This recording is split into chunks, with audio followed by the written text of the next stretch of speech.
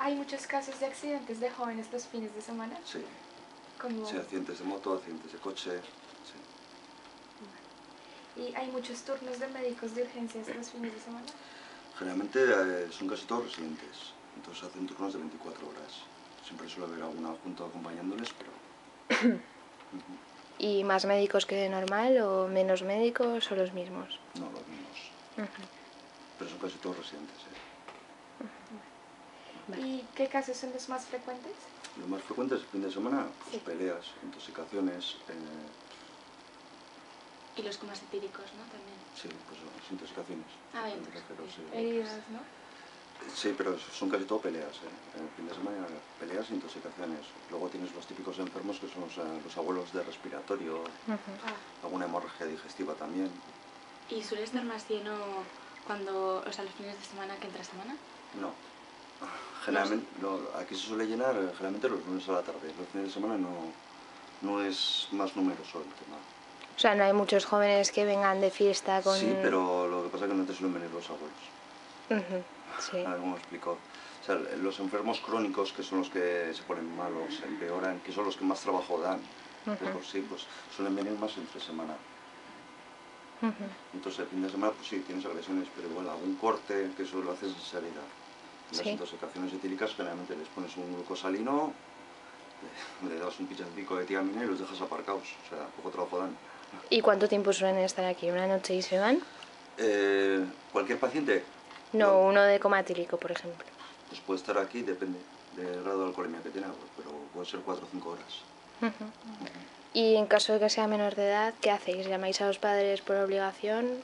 En caso de que sea menor de edad, si son de 17 años, sí, se llaman los padres. Pero es que si no irían a la urgencia de pediatría. Ah, sí. Pero la mayoría de los casos es de menores o de mayores de edad. De todo. De todo, un poco. Y en un caso grave, ¿cuál es el procedimiento? ¿En un caso grave de qué? De cualquier accidente, ¿no? De un accidente, bueno, pues tú lo metes a un box, le sumas los constantes, bueno, primero compruebas a ver si está consciente o no. Imagínate que es un accidente de, pues yo qué sé, de moto. Pues lo desnudas entero y miras a ver dónde se ha golpeado. No le mueves nada, si lo mueves en tabla, por si tiene daños en la columna y tal. Claro. Y lo demás es tomar constantes, le sacamos analíticas siempre de sangre y les ponemos suero, depende de lo que sea. Si es una intoxicación, le tienes que poner un glucosalino y le tienes que hacer una glucemia previamente, para ver si está bajo de azúcar. Pero es que depende de cada caso. Si es un enfermo respiratorio, aparte le tienes que hacer a todo eso una gasometría y le tienes que hacer un electro. O sea, aquí, mira, lo que funcionamos, primero entramos en enfermería. Entonces, pues, depende de lo que te venga, tú decides lo que haces. Y después el médico te va mandando. O sea, pero la analítica la haces seguro y constantes le tienes que tomar todas, a todos. Claro. Y además que cada enfermo es un mundo, ¿no? Sí, no, Habrá unos alérgicos a un medicamento, sí, otros... bueno, eso lo recoge todo la enfermera coordinadora y bueno, nos pasan la hoja. Pero de base tú tienes que decidir a ver por qué te viene ese paciente.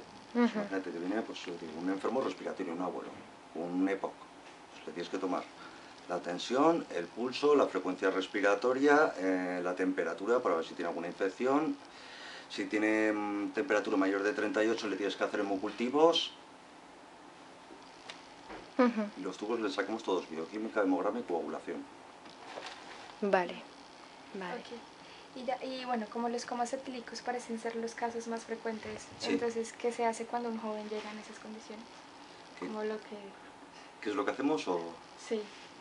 Pues mira, pues generalmente lo pasamos a un cuarto. Tienes que mirar si está consciente o inconsciente, ¿no? Porque, bueno, si está inconsciente lo tienes que poner de lado, simplemente porque pueden venir vómitos o lo que sea. Lo desnudas, le tomas todos los constantes, como os he dicho, o sea, la tensión, frecuencia, temperatura, y la saturación de oxígeno también, le haces una glucemia para ver cómo está el azúcar en sangre, porque el alcohol sabes que produce hipoglucemias y tal. La temperatura la tienes que tomar por si acaso tiene una hipotermia, ¿no?